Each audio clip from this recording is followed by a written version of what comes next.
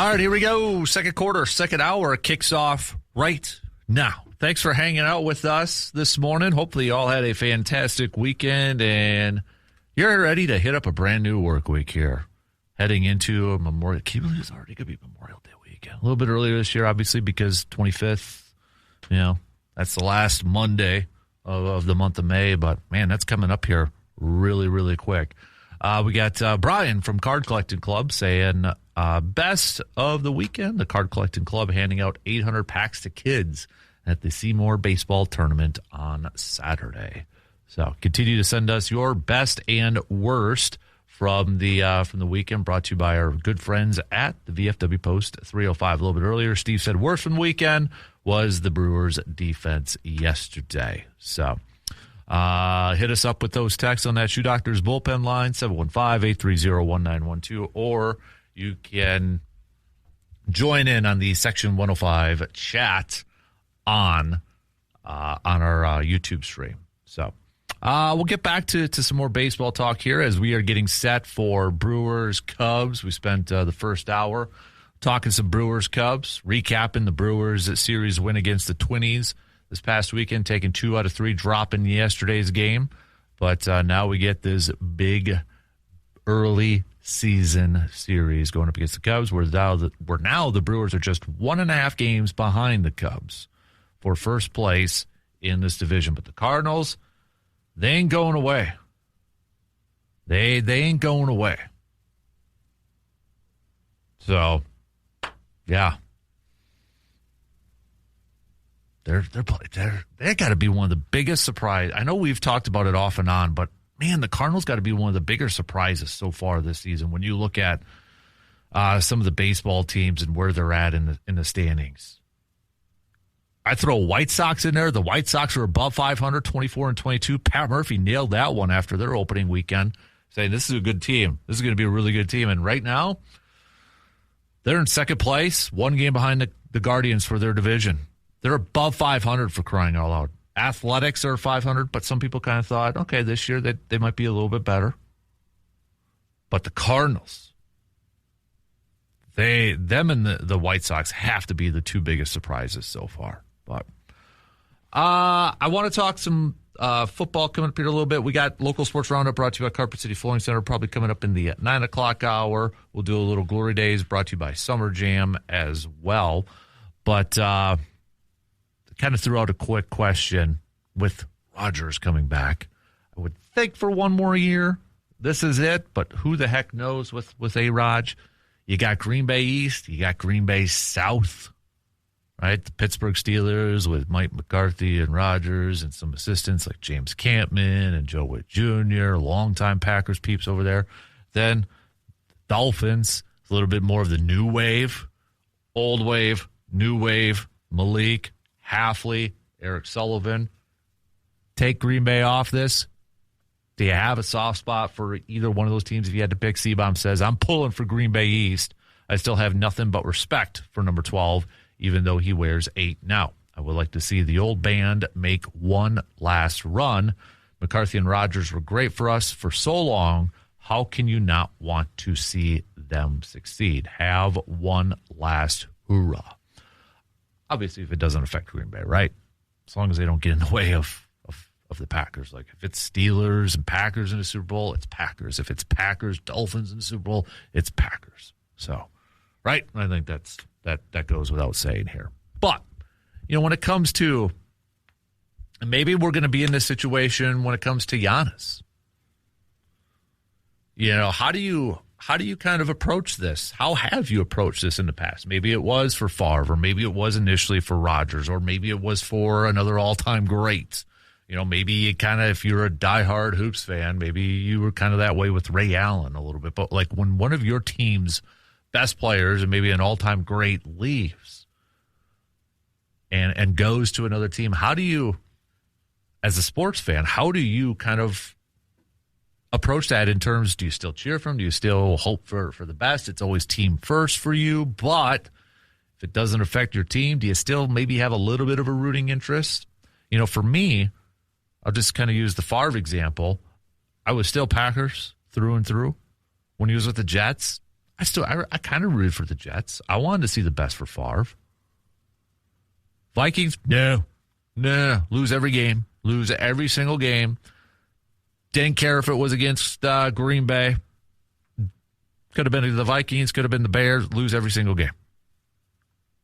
So I think that obviously kind of factors into it a bit. But maybe we're approaching a similar path for Giannis. You know what I mean? Because if Giannis leaves, and the NBA is a little bit different. Because I feel the NBA is, compared to the other teams, or compared to the other leagues, I feel like the NBA is a little bit more of an individualized sport. It's still a team sport, but from a fan perspective, I feel like fans gravitate towards more towards a player than maybe the team. That's not everybody. But if Giannis leaves, maybe you're a casual Bucks fan or kind of just an outside observer, and you've followed the Bucks for the last few years.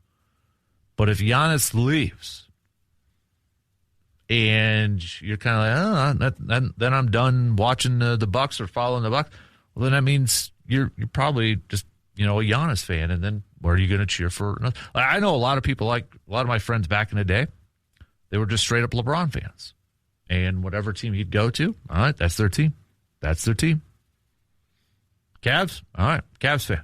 Heat, all right, going to the Cavs. Back to the Cavs. Now the Lakers. They're a LeBron fan. It's kind of an interesting dynamic as a sports fan. How do you kind of, because you spend so much time and maybe so much money on swag or tickets and all that stuff, rooting for this individual player. And now that they're gone and they're playing for a different team, it's still always team first, but it's still kind of, I still got a little bit of a soft spot in my heart for that one particular player. Because I agree. I'm looking at Pittsburgh, and I'm looking at that team, and I'm seeing a lot of the old guys back from maybe some of the glory days of the Packers, and seeing Mike McCarthy and seeing all these Aaron Rodgers and James Cameron, and then there's a soft spot. And if it doesn't affect the Packers, and it doesn't hurt the Packers, or it doesn't stop the Packers from going to a Super Bowl or win a championship, I've got to cheer for them. Same with Miami. Malik Willis, Jeff Hafley, Eric Sullivan. It's almost like you're still cheering for your team because they were big parts of your team, if that makes any sense. But if they go to a rival or anything, it's like, no. Like if Rodgers was with the Bears, heck no. Malik with the Bears, no, sir. Hafley, Bear, no. Line, no. Division stuff, no. Take that out. It makes it easier when they're in a completely different conference and that. Zaire Franklin. So Zaire Franklin, he actually talked with Ian Rappaport and Tom Pelissero on NFL Network the other day on The Insiders. And he kind of touched on the process of being traded from the Colts to the Packers. And he gave a lot of praise to Chris Ballard, who is the GM of the Colts, saying, quote, "Me and Ballard have a great relationship. I knew him and my agent were going to meet and talk about how they saw my future. Much love to Ballard. He kind of gave me and my agent our choice of what opportunity fits us best." He said that we handle it with class. I went to a first-rate organization in Green Bay with a chance to compete for a Super Bowl this season. How crucial, how important do you feel Zaire Franklin has to be for this Packers defense to maybe take that next step to becoming a consistently dominant group? Do you have, he's a little bit older than Quay Walker, so essentially he is replacing Quay Walker in this. Do you feel better about that? No, I get it. We can only base it off of paper and stats and numbers. maybe you saw Zaire Franklin play for the Colts for the last few years, so you're a little, you're a little bit more familiar with him, if you will. But how crucial of a player is Zaire Franklin, somebody who we haven't talked a whole lot about this offseason? Even though it was a trade, I don't feel like we've talked a ton about him. But you look at his career. Since 2018, he has played in either 16 or 17 games every single year. The last 4 years, over 100 tackles each year. A little bit down in production last year. A lot of that was talked about a change in defensive philosophy and such. But in 2024, he also had 3.5 sacks. Last year, he had 2. How crucial, how critical is Zaire Franklin, in your opinion, to the overall success of this Packers defense? Paired up with Edgerrin Cooper, right? He's right there with Edgerrin Cooper. What do you think? Hit me up. All right. Text on over 715-830-1912 or hit me up with a message on the Section 105 chat room. All right. We'll take a quick break, and we'll be back with more as we kick off this second quarter after these few words. When it comes to quality meat in Eau Claire, there's one name that locals trust. That's Mike's Star Market. From hand-cut steaks and fresh ground beef to homemade brats, specialty items, everything is prepared with care and packed with flavor. Planning a cookout or filling the freezer or just looking for something better for dinner tonight, Mike's Star Market has you covered. Stop on in today and taste the difference. Mike's Star Market, your hometown butcher shop in Eau Claire. Again, big thanks to Mike's Star Market for letting me hang out with them on Saturday at Barbecue Fest at the Northern Wisconsin State Fairgrounds. It was a lot of fun, perfect weather, lots of grills and smokers, and a ton of really good food. And a shout out to Mike's Star Market's team placing first place in the People's Choice Award. So we got a few messages to catch up on here. We've got Jake on our Shoe Doctors bullpen line saying that Turang has easily turned into one of my favorite players over the last couple of years. I've loved his improvement from the offensive side. He's a good example for younger ball players that practice makes perfect. John with a text about Brice Turang. Brice Turang, to me, is the best player on this Brewers team. He can make definitely a case for Contreras, and I wouldn't argue with that. But given what Turang means to this lineup and what he provides defensively, I think right now he has a slight edge over Contreras. But I could easily be convinced otherwise. Another texter saying, I don't think Turang is going to be with the Brewers in a couple of years, so I'm enjoying his play while he is with the crew. I just hope that the Brewers can get a championship while he is still there. He is definitely a fun player to watch, and I love the fact that he's not all about himself. So we're talking some Brewers and Cubs as we get set for this series tonight, game 1 of this series between Brewers Cubs. First time these two teams have faced each other since last year's postseason.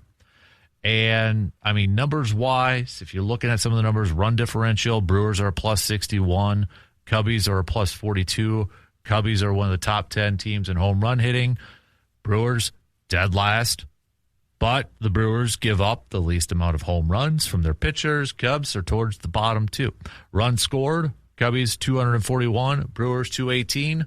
Runs against, Cubs 199, Brewers 157. Who's going to have the advantage? Will it be the Brewers pitching and their small ball? Or will it be the Cubs and their offense and maybe playing in the friendly confines of Wrigley Field? Send me some predictions, all right? Obviously, we're not going to do picks until the back end of the final hour and the 9 o'clock hour, but you can start to send those on over. How do you see this one playing out? And if you are a Wisconsin fan through and through, Badgers, Packers, Brewers, Bucks. Where does Brewers-Cubs, that rivalry, rank on the rivalry scale for you? Is it 1? Is it 2? Is it 3 behind Packers-Bears, Packers-Vikings? I got it at 2 right now, just from a current standpoint, and it could change in a few years, but currently right now, I got it at 2. It's behind Packers-Bears. And, I mean, Packers-Bears last year, it's not just from a historical standpoint. We all know what happened last year in those 3 games. But we also saw what happened last year between Brewers and Cubs. You throw in the playoff thing and obviously the Craig Counsell situation. So I've got it at 2. But I completely get it, and I would completely understand. I'm not even going to argue if anybody has Brewers-Cubs as the top rival right now for Wisconsin sports teams. After that, I think you got to go to, do you put Brewers and Cardinals still in there? I think you could put that one in there too. All these, and then I think you go to the college side of things with Wisconsin, even Marquette, before you hit up anything with the Bucks. Last year we could have said Bucks Pacers definitely on there, but right now that's fallen off, and that's because, both teams stunk, and Tyrese Halliburton didn't play at all this year for the Pacers, so there really wasn't that back and forth. But if we asked this question last year, yeah, Bucks and Pacers would probably be up there for me, just from a current standpoint. But, yeah, I'm going to be antsy. I'm going to be anxious. I'm pumped for this series. Man, I want this series win. It's not going to obviously determine anything when it comes to postseason stuff later on and in that, but from an early season series, this is a big one with the Brewers just 1.5 back from the Chicago Cubs. And you look at it, too, a lot of talk, and I was even watching a little bit of Sunday Night Baseball last night. And a lot of the talk, I think, for this Brewers team as the season progresses, and if the Brewers continue to be in the standings of where they're at, I think a big topic of discussion is going to continue to be the lack of home runs and whether this is a winning formula, right? And when I say winning formula, I would say postseason formula. Because right now they are winning games. I mean, they're 26-18. Okay, they're 8 games above 500. So they are winning games. But people, especially from a national perspective or all across baseball perspective, are going to ask the question, is this a formula that can win in the postseason? Because they were talking a little bit about it yesterday during the telecast, a little bit of the Padres and Mariners game I was watching. I think it was Rizzo that was bringing it up. Like, hey, look at the Brewers. They're still scoring runs, and they're dead last in home runs and such. So that, if this continues, and I think it's going to be an interesting case, and it's very similar to last year. But right now, when you look at this Brewers team, and we look at the preseason predictions that we had, one of the questions that we threw out there, I think it was between Brandon and myself, and we threw it back to the rest of you, who's going to lead the team in home runs? And kind of inadvertently, would they get over 30? Right now, I don't think you're going to have a Brewers player get over 30. I think you'll have a couple in the 20s. Some of it may be due to the fact that, Yelich has missed some time, and let's face it, odds are he might miss some more games as the season progresses. But you're probably not going to have a Brewers player that's going to have over 30 home runs this year. In fact, you might only have maybe a couple players in the mid to high 20s. And let's say the Brewers make the postseason this year. That is going to be the biggest topic of discussion, as long as everybody's healthy, everybody's ready to go, is going to be, can the Brewers provide enough offense to win in the postseason? And right now, the majority is probably going to say no. But it's an we'll see how it all plays out. Right now, they're winning games with it. But can it win in the postseason?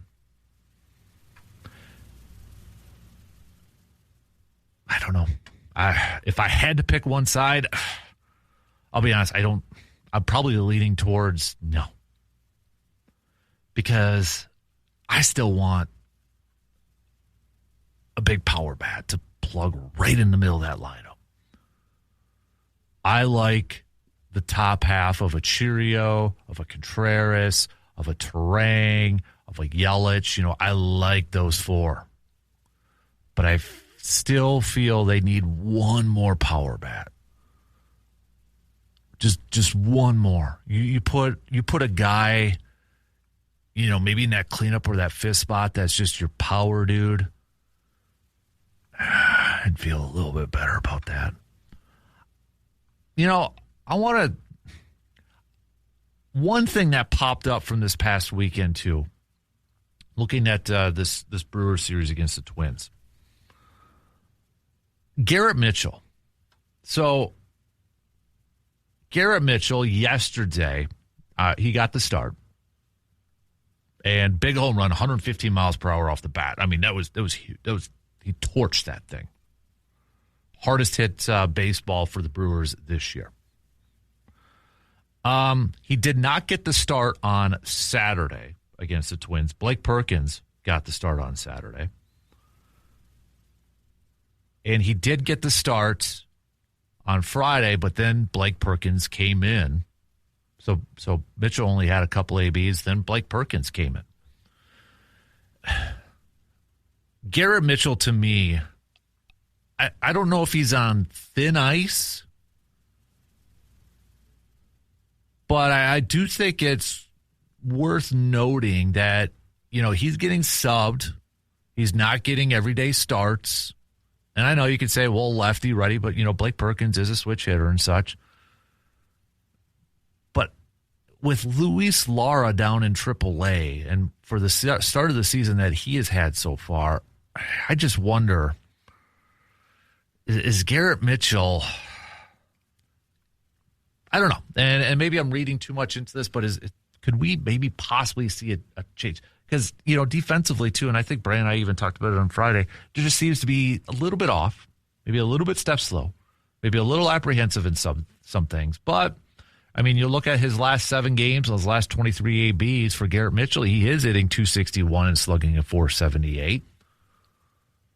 But overall, so far this season, .223 and a .344 on-base percentage, 700 OPS. These are all below his career averages. Not a big career sample size because of the injuries that he's had, but still.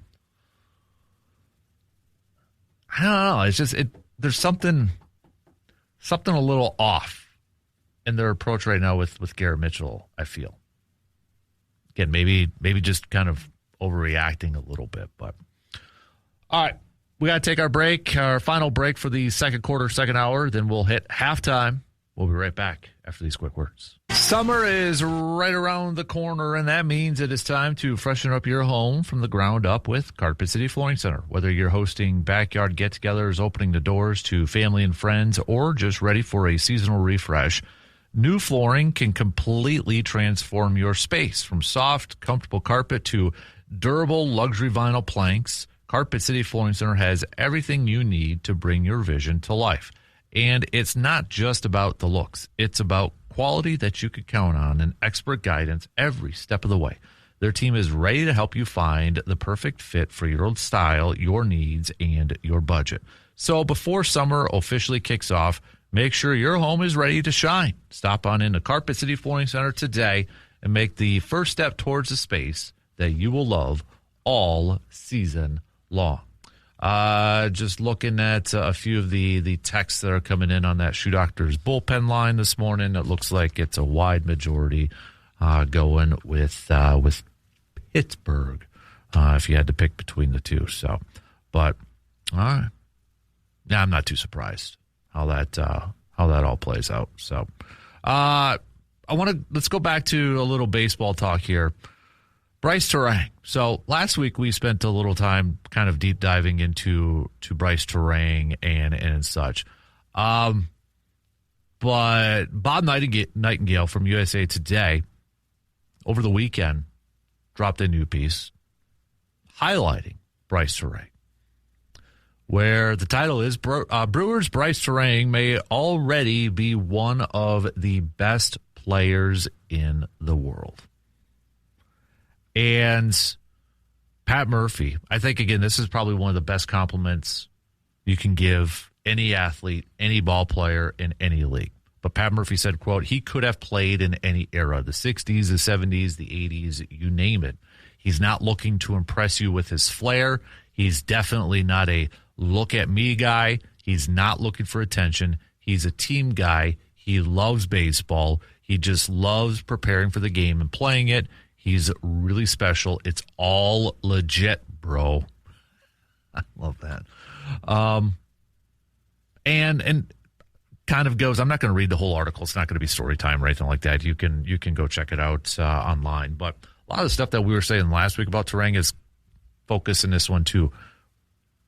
Feeding off of what Pat Murphy kind of said, not a look-at-me guy. Just goes about his business. Just plays the game.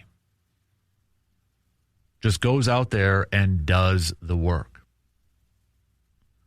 And there's a cool little story when he was first drafted that I had not heard before. But here, I'll read this part. When he was drafted by the Brewers in 2018 with the 21st pick out of Santiago High School in California, they were $1 million apart in negotiations at the outset. Turang, who had a scholarship at LSU waiting for him, offered David Stearns, the Brewers president of baseball operations at the time, a little advice. Quote, you going to let $1 million stand in the way of signing a Hall of Famer? Turang asked matter-of-factly. Turang, with less than 24 hours left before the deadline, agreed to a $3.41 million signing bonus, nearly $400,000 over the slot value. I'd never heard that story before, and just kind of seeing and hearing and reading about, Turang and his personality and such, that was a little bit of a maybe kind of caught me by surprise. Like, oh dang! But I love the confidence. I love the confidence from a player. I mean, you're putting yourself under pressure. Yeah, you're trying to get a little bit extra money and you're trying to do a little bit of a sales pitch, but you're also putting yourself under a little bit of pressure that you got to play up to that. And I think, no question, Brice Turang has played up to that standard, and he continues. This is the thing that one of the things too that I really appreciate and I love about Brice Turang is his continued ascension of constantly just getting better and better and better every year from an offensive standpoint. Defense has always been there. Defense was never the issue, but he has constantly gotten better. And I think, from a Brewer standpoint, they're probably hoping, a Cooper Pratt evolves into that type of player. Cooper Pratt, the defense is there. We know the defense is there. There's no concern. It's a major league ready defense. It's just the offense isn't there. And they're electing to be patient. But they probably think this is what we hope Cooper Pratt is going to develop into. What Brice Turang is currently doing in front of the world, the nation, the baseball world right now. Developing not only into one of the best second basemen in the entire league, but one of the best players in the whole league. And we talked about Aaron Judge with his high compliments, afterwards saying, I wish he was on my team. And I think Brewers fans are just like, oh, probably will be in a few years in that. But Aaron Judge said his full quotes, he's one of my favorite players to watch in the game right now. He's going to be a bright young star in this game for a long time. He's one of a kind, man. I wish we had him on this team. And I don't know what the future is going to hold for Brice Turang with the Brewers. He's under control for quite a bit. Brewers also have some major depth. I mean, a Jesus Mate is with the Timber Rattlers right now, so you'd maybe expect maybe a couple years, few years after that. But they got control with him, so there's nothing that has to be decided this year or next year even. Maybe even the year after that. But, man, Turang is really, really pricing himself out of Milwaukee with his play.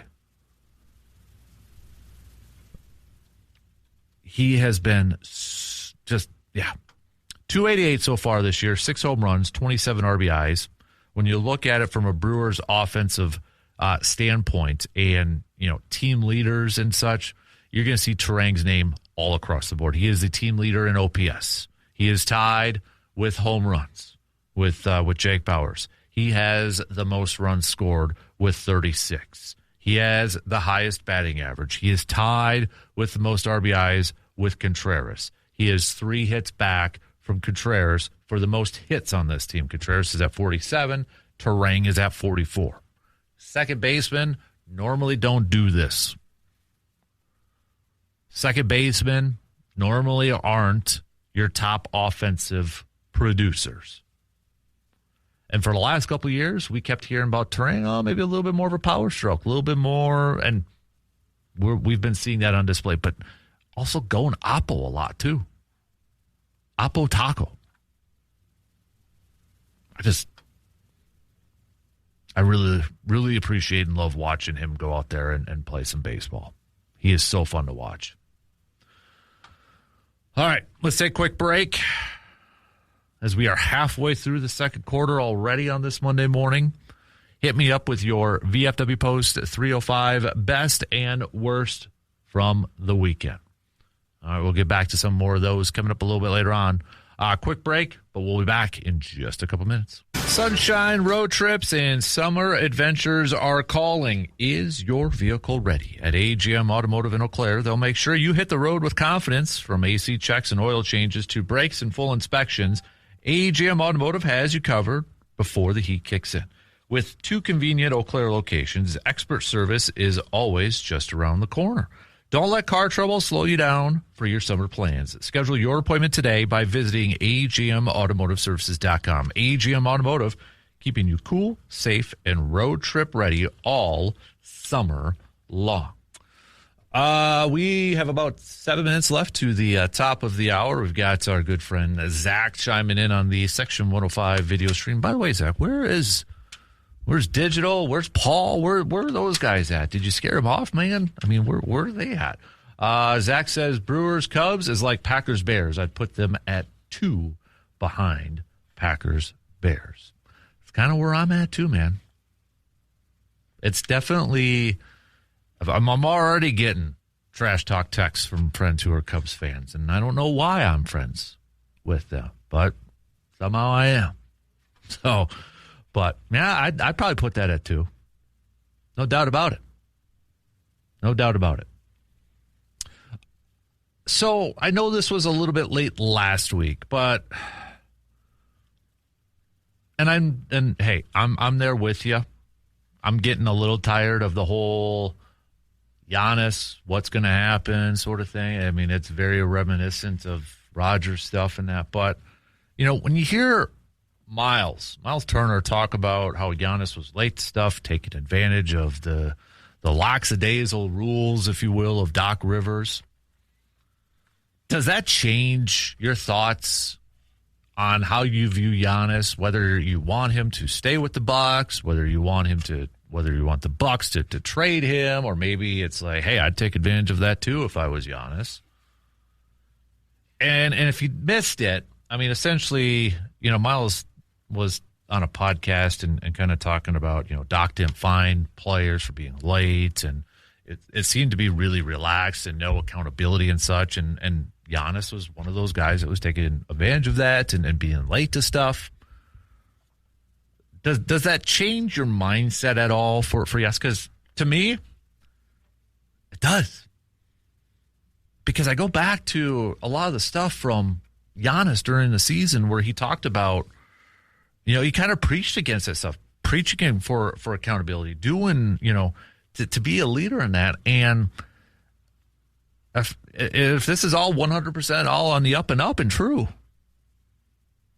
it's like you're going out there saying this, but then you don't follow what you're preaching, what you're saying.